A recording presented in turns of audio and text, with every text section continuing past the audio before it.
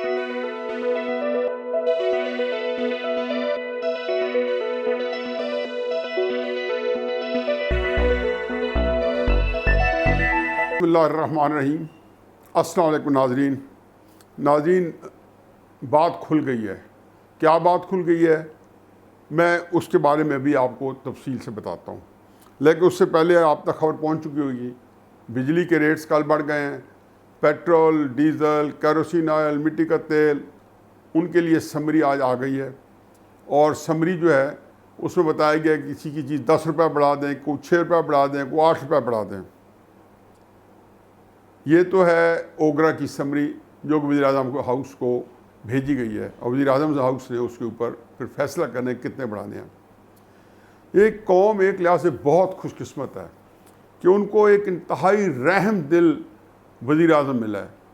वो इतना बेचारा उसका दिल पसीज जाता है कि ये पहली दफ़ा नहीं है, ये पिछले 3 महीने 4 महीने में ये गिन लें कि ये 10वीं या 12वीं दफ़ा, समरी तो हर 2 हफ्ते बाद आती है, ये 12वीं समरी होगी जो कि वज़ीर-ए-आज़म के पास आ रही है। और हर समरी के अंदर 10 या 12 रुपये कीमत बढ़ाने के लिए कहा जाता है। तो वो वज़ीर-ए-आज़म चूँकि तरस खाते हैं अपनी कौम पे, उनको पता है उनकी कौम जिस कसम पुरसी, जिस मफलूक हाली से गुजर रही है, तो वो इससे ज़्यादा महंगाई जो है वो क्या बर्दाश्त करेगी। चुनांचे वो उसको 10 रुपये को काट के किसी को 4 रुपये कर देते हैं, किसी को 2 रुपये कर देते हैं। ये खबर 3 महीने पहले आई थी कि IMF ने कहा है कि 30 रुपये कीमत पेट्रोल की बढ़ाएं, बिजली का 22 या 23 रुपये यूनिट करके उसको 30 तक पहुँचाएँ या 25 तक पहुँचाएँ। ये सारी चीज़ें आ चुकी हैं। और ये कह रहे थे कि ये सारे झूठ बोल रहे हैं क्योंकि इनको इसके अलावा बात ही नहीं है, सिवाय प्रोपेगेंडा मशीनों के खर्च हो गए बेचारे। अब उनको ये भी नहीं पता कि उनकी बातें जो हैं वो एक मिजाह बन चुकी हैं।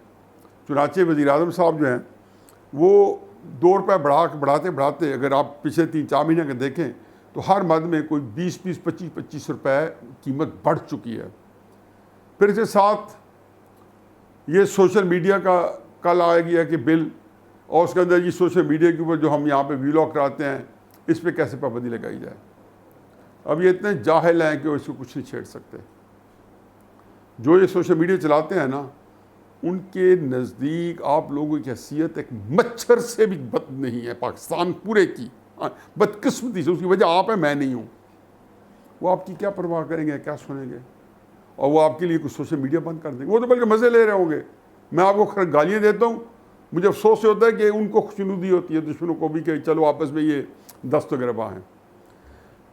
अब जो मुझे आज बात डिस्कस करनी है और जो मुझे घायल कर चुकी है, और मैं यकीन जानो कि हफ चुका हूँ, ये मुल्क जो है बहुत बदतरीन दौर से गुजरा है, बदतरीन बहरान के अंदर है, एक दलदल के अंदर धंसा जा चुका है। आधे से ज़्यादा धड़ जो है इसका दलदल के अंदर जा चुका है, इस वतन अजीज़ का। वज़ीर-ए-आज़म को क्या पड़ी है जी, मीडिया बिल ले आओ जी, नैब बिल ले आओ जी, DGISI के ऊपर क्या फसाद मचा है। अभी तक कौम जो है यकीन जानो दुम पे खड़ी है। जहाँ जाओ, जिस महफिल में जाओ, शादी पे जाओ, गमी पे जाओ, क्या बनेगा जी।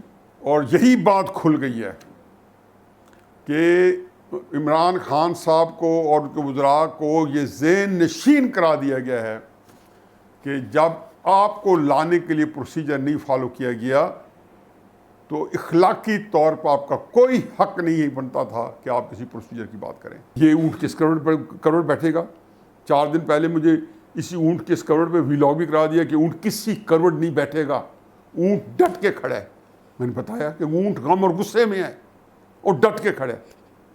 ऊँट ने एक और बात भी बताई है शेख रशीद साहब को, और उसके बाद मलफूफ लहजों में वज़ीर-ए-आज़म साहब को भी, और ये फरमाया है कि ये इमरान खान साहब को वज़ीर-ए-आज़म बनाने के लिए कौन सा प्रोसीजर हमने फॉलो किया था कि अब इमरान खान साहब जो प्रोसीजर मांग रहे हैं।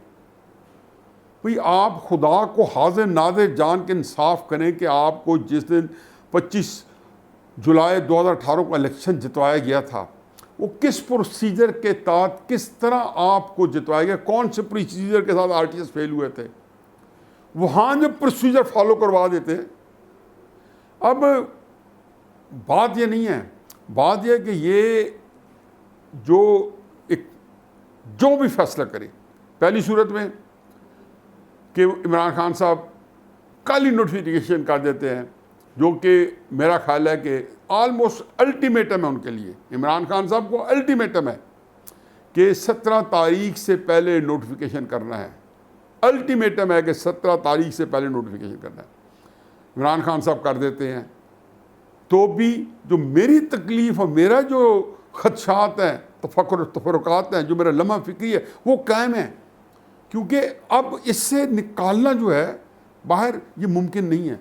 दूसरा ये है जो उससे ज़्यादा खौफनाक है कि वो कहते हैं जी कि कर तो दिए हैं, लेकिन ये लागू होंगे जी नवंबर से या अक्टूबर से नोटिफिकेशन आ जाएगा, जिसके ऊपर कह रहे हैं जी कि 2 दिन भी लग सकते हैं, 4 भी लग सकते हैं।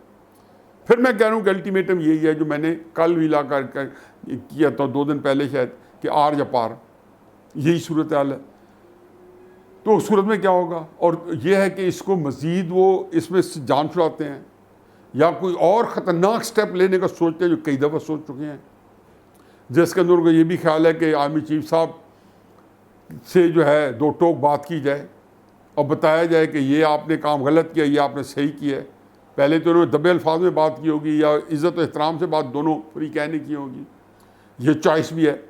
टेक्निकली अगर ये वज़ीर-ए-आज़म जायज़ होता और इस तरीके से काना होकर वज़ीर-ए-आज़म नाम बनता, इस तरीके से 2 नंबर दरवाजे से आके वज़ीर-ए-आज़म नाम बनता, तो टेक्निकली इमरान खान राइट थे। इमरान खान चीफ एग्जेक्टिव है इस मुमलिकत के। इमरान खान के अंदर एक और भी उनका प्लस पॉइंट है। कुछ भी है वो, चाहे कितनी 2 नंबर पार्टी है, पॉलिटिकल पार्टी, वो उसी तरह पॉलिटिकल पार्टी है जिस तरीके से मुस्लिम नून है, जिस तरीके से पीपल्स पार्टी है, जिस तरीके से मौलाना फजल रहमान है, जिस तरीके से जमात इस्लामी है। पॉलिटिकल पार्टी होने के नाते से उसको बहरहाल ये एडवांटेज जरूर मिलना चाहिए कि उसकी बात जो है उनके पास आम हालात में, मैं तो डिमांड करता कि जी पॉलिटिकल पार्टी खड़ा होना चाहिए था इस मामले में।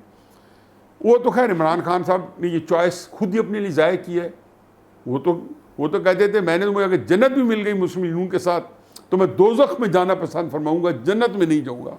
जब आप कहते ये चॉइस ले लियो तो अब मुस्लिम नून को बंदा क्या प्रेशर दे कि आप इमरान खान साहब से खड़े हो जाएं। चुनांचे मरीम नवाज साहबा की जो कल की प्रेस कॉन्फ्रेंस थी, उसके अंदर पुकार के जब वो नैब के बारे में बाकी कह रहे थे, इनको यही बातें बता रही थी और यही बता रही थी कि आप चूँकि किसी प्रोसीजर के तहत आप नहीं आए हो, तो आपको तो ये हक़ ही नहीं पहुँचता कि किसी को प्रोसीजर फॉलो किया जाए। फिर एक एतमाद का रिश्ता होता है। अब जब आप इतने करीब हो कि एक अनहोनी करके आपको पाकिस्तान की हुक्मरानी दे दी गई, फिर आपको उसमें मनमानी करने की इजाज़त दी गई, जैसे पंजाब जैसे सूबे के अंदर आप ने उनकी हर बात सुनी कर दी। एक आम एक का है जो मशहूर है कि फ़ौज के अंदर के ये हम इसको 10 बातें बताते हैं करने के काम करने के, तो जो इर्रेलेवेंट 2 काम होते हैं वो करना शुरू कर देते हैं, जो 8 इंपॉर्टेंट काम होते हैं वो शुक्र डाल देते हैं। इसको यानी कि तरजीहात का तयन करने की भी सलाहियत नहीं है। खैर मुझे तो पता था, और अगर ये फ़ौज को या हमारी इस्टेब्लिशमेंट को अब इंकशाफ हुआ है तो अल्लाह ताला फिर उनको अजर अज़ीम दे कि इस बात का भी नहीं पता था और अंधेरे में उन्होंने जो है एक तीर चलाए थे पाकिस्तान के लिए, और वो भी किसके लिए? इस्लामी मुल्कत खुदादाद पाकिस्तान के लिए। अब एक और चीज़ भी इसमें देख लें, जनरल फैज़ हमीद साहब भी तो ISI के चीफ बने होंगे। इमरान खान साहब वो किस प्रोसीजर के तहत बने थे? जनरल फैज़ हमीद साहब भी तो 2.5-3 साल पहले जब लेफ्टिनेंट जनरल के ओहदे पर पहुँचे तो उनको ISI चीफ के तौर पे प्रमोट कर दिया गया या लेके आया गया। इन बिटवीन थोड़े अरसे के लिए तब्दील हुए थे आर्मी चीफ, फिर ये आ गए। तो सिर्फ ये बता दें कि वो किस प्रोसीजर के तहत उनको बनाया था। उनके इंटरव्यूज हुए थे, 3 नाम आए थे कि मीठा मीठा हप हप और कड़वा कड़वा थू थू।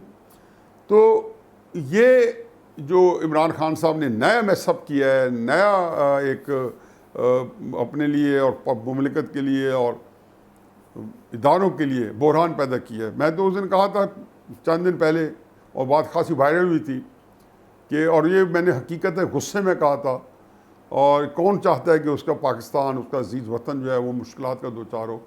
तो मैंने से ये कहा था कि 70 साल से आपने इस मुल्क को हमारे लिए दोज़ख बनाए रखा। मुझे सर इतनी खुशी है कि इस दोज़ख का आज आप हिस्सा बन चुके हो।